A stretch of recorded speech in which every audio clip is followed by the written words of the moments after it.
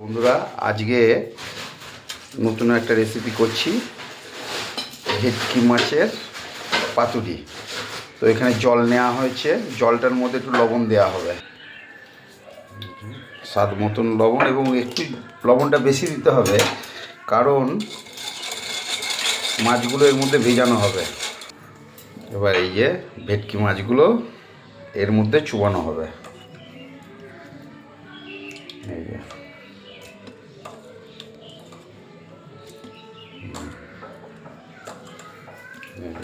দিয়ে একটু রেখে দিতে হবে, আধ ঘন্টা মতন রেখে দিতে হবে। তো বন্ধুরা আধ ঘন্টা হয়ে গেছে।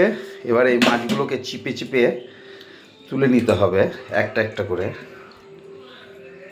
কারণ এর মধ্যে জল রাখলে হবে না। এই যে বন্ধুরা, এবার এই মাছগুলোকে এইভাবে একটা একটা করে সব এই টিস্যু পেপারের উপরে রাখতে হবে, যাতে জলটা, যেটুকু জল থাকবে সেটুকু জলটা যাতে সব করে টিস্যু পেপারটা। দেখুন, এবার এটাকে আস্তে আস্তে আস্তে আস্তে এর মধ্যে দিয়ে জলগুলোকে তুলে নিতে হবে। আরও টিস্যু পেপার আছে, সেগুলোকে দিয়ে সফট করতে হবে জলগুলো। এই যে এরকম এরকম এরকমভাবে। তো বন্ধুরা মাছটার কোনো জল না নেই। তো এবার দেওয়া যাক পোস্ত, সর্ষে, কাজু, কাঁচা লঙ্কা পেস্ট, এবং তার সাথে থাকবে হলুদ এবং সর্ষের তেল। তো মোটামুটি পোস্ত দেওয়া হয়ে গেছে, দেখি একটু হলুদ দেওয়া হোক। তো এবার একটু হলুদ দেওয়া যাক, আর সর্ষের তেল।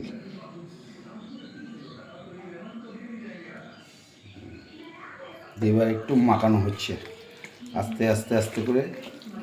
এটাকে ভালো করে মাখিয়ে 15-20 মিনিট রেখে দিতে হবে, যাতে মাছগুলো ভেঙে না যায়। এই মাখানোর সময় খুব আস্তে আস্তে মাখাতে হবে। দিয়ে এবার ঢাকা দিয়ে রেখে দেওয়া হোক 15 মিনিট। তো বন্ধুরা মোটামুটি 15 মিনিট হয়ে গেছে। তো দেখুন এবার কলা পাতাগুলোকে আগে একটু আগুনে করে নিচ্ছি, যাতে এটা নষ্ট না, ভেঙে না যায়, ফেটে না যায়। দেখুন কি সুন্দর কলা পাতাগুলোকে হিট দিয়ে করে নিচ্ছি। এবার এই একটা একটা করে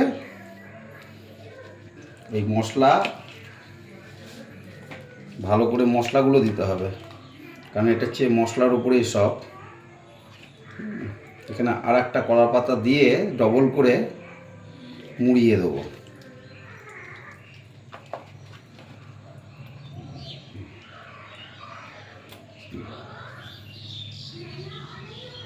স্টার্ট। তো মোটামুটি হয়েছে। এবার একটা লঙ্কা দেওয়া হলো, আর এটা পরিমাণ মতন সর্ষের তেল দেওয়া হলো। দেখুন যাতে সুন্দরভাবে মোড়ানো যায়। এবার এই দুটো, এটাকে এরকম করে ধরতে হবে যাতে, আর এটাকে একটু অসুবিধা হচ্ছে বন্ধুরা, তো তাও চেষ্টা করছি, কারণ প্রথম করছি তো আমি এটা। এবার এটাকে এভাবে মুড়িয়ে দিতে হবে, দিয়ে এবার একটু বেঁধে দিতে হবে।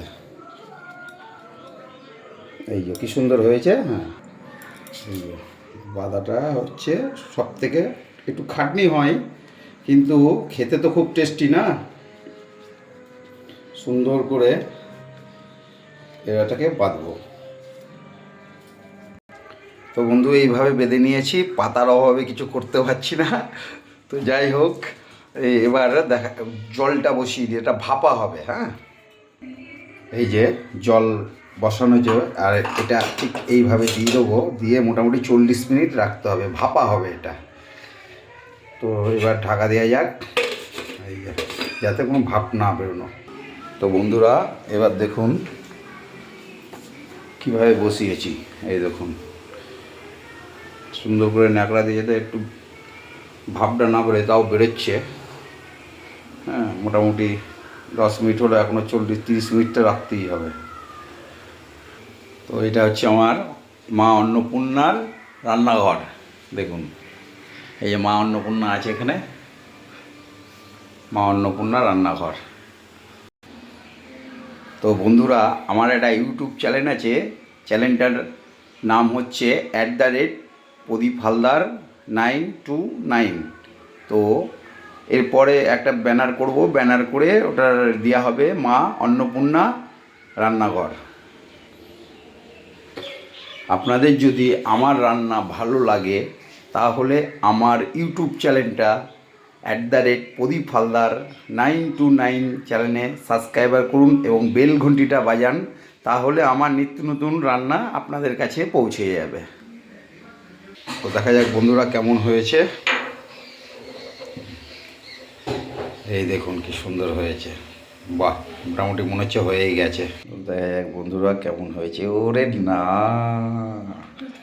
কি সুন্দর হয়েছে, দেখুন কি সুন্দর হয়েছে, দেখুন কি সুন্দর, কি সুন্দর হয়েছে দেখুন। এই যে দেখুন কি সুন্দর হয়েছে। এই যে এই হচ্ছে বেতর শাক, বেগুন ভাজা, পেঁয়াজ আর হচ্ছে বকুলির তরকারি দিয়ে আজকের রেসিপি। ধন্যবাদ। আপনারা একটু কমেন্ট করে জানাবেন কেমন হচ্ছে না হচ্ছে।